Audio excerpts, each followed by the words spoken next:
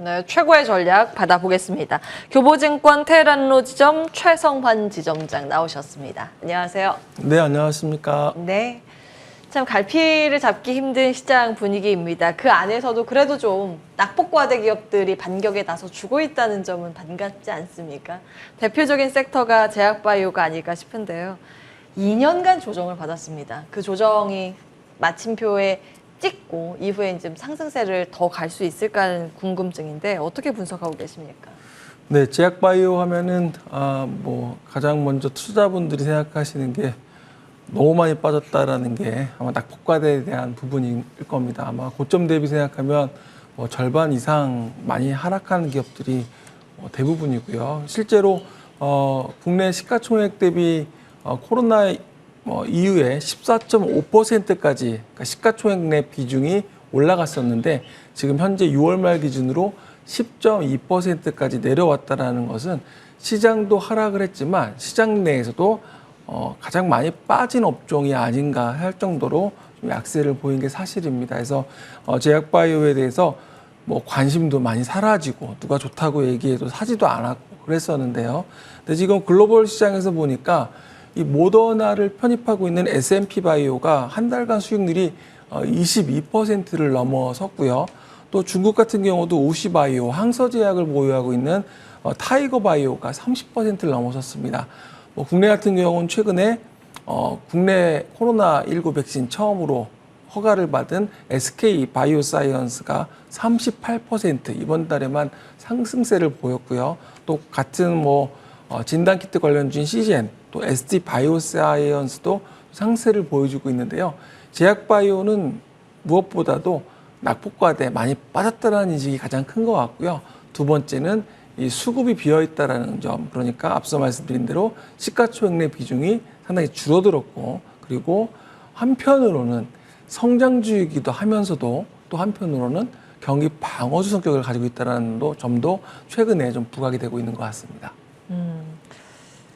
일단 시기가 딱 맞아 떨어졌죠. 여러 가지 퍼즐이 맞아 떨어지면서 제약바이오 섹터가 두루두루 간만에 기지개를 켜고 있습니다.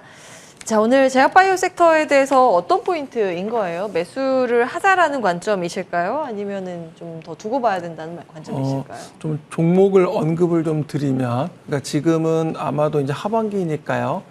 숫자가 나오는 회사들의 관심이 좀 많아질 것 같은데요. 아무래도 대형주에서는 삼성바이오로직스, 셀트리온 같은 회사들이 생산을 하면서 제조가 정상화되고 또 그리고 이런 부분들이 실적에 반영될 것으로 보여지고요.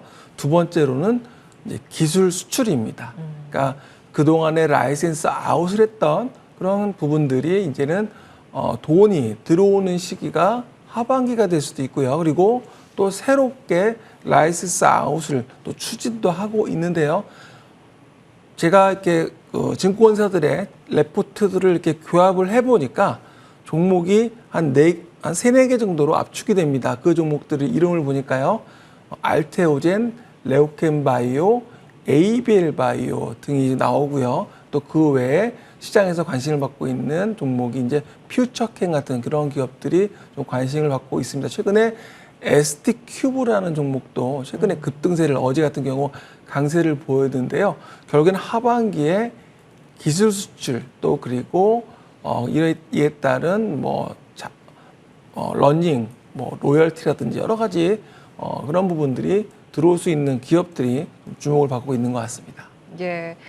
실적, 기술 수출 여러 가지 모멘텀을 가지고 있는 종목 위주로 추려서 살펴보자는 코멘트 제약바이오 기억하겠습니다. 2차 전지 산업에 대해서 그동안 긍정평가 주시지 않으셨습니까? 근데 계속 좋게 보시는 거죠?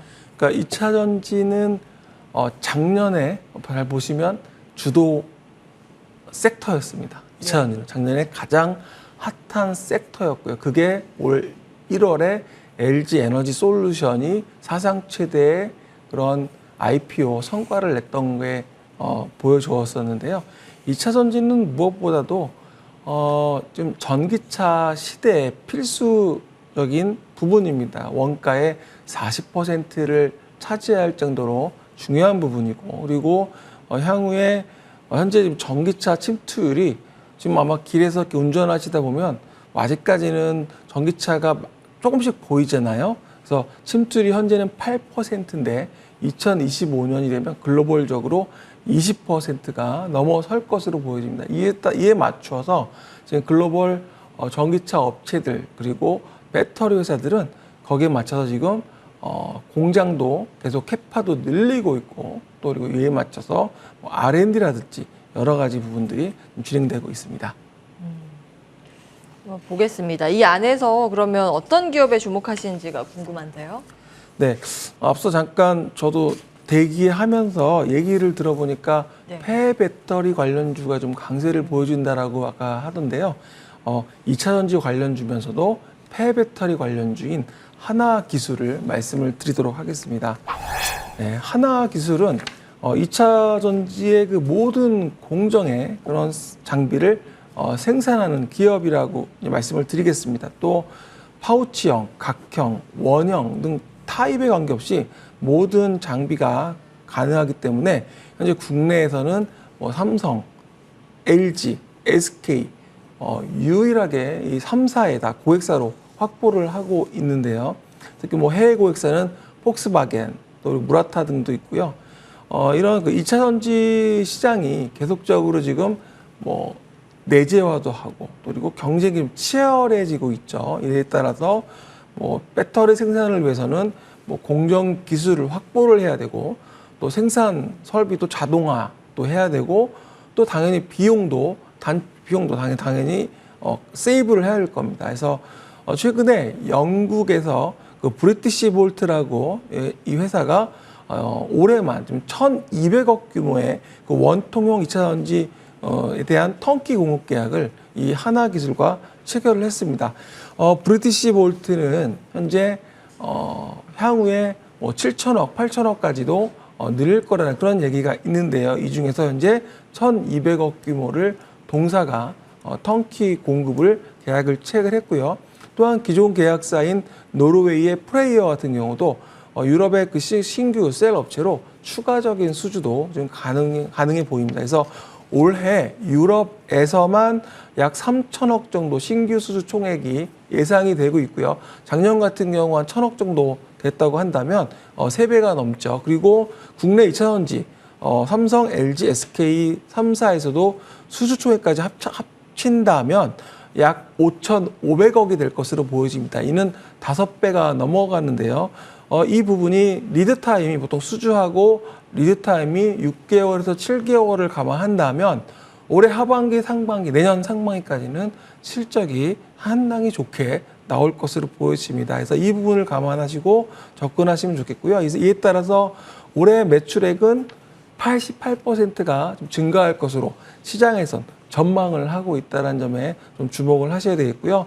말씀드렸지만 그 전기차 제조 원가의 약 40%를 차지하는 배터리 부분에서 상당히 중요한 그런 장비 업체고 특히 이제 그 전기차들이 초기에 나왔던 모델들이 이제는 그 배터리가 이제 수명을 다해서 이제는 이제 폐기를 하거나 재사용을 위해서 폐배터리 검사를 해야 되는데요. 이에 따른 시장도 동사는 충분히 시장을 차지할 수 있는 부분도 있다. 마지막 세 번째로는 폴더블 시장, 그러니까 UTG 디스플레이에 대한 신사업이 올해 하반기 내년 좀 본격화될 것으로 좀 보여지고 있습니다. 예, 하나기술을 포인트를 좀 잡아주셨습니다. 이제 납품하는 업체이고 사실은 다른 셀 기업들이나 소재단보다는 상대적으로 주가의 흐름이 부침을 오래 좀 겪은 모양이었는데요. 가격은 어느 정도까지 지금 볼 수 있을지가 궁금한데요. 가격 전략은 어떻게 세울까요? 네, 증권사들이 목표 주가를 과거에 그러니까 전기차, 2차 전지 쪽이 강할 때 8만 원, 9만 원까지도 목표 주가를 제시했었거든요. 그러니까 네. 지금 주가는 그거 생각한다면 많이 하락해 놓은 상황이고요. 그리고 아무래도 이제 말씀드렸지만 수주를 받으면서 이제 실적에 대한 부분이 좀 반영이 될 것 같습니다. 예, 여기까지 투자 포인트 받아봤습니다. 교보증권 최성원 지점장 함께했습니다. 출발 성공 투자 같이 인사드려야겠네요. 한 주간 함께해주신 여러분 고맙습니다.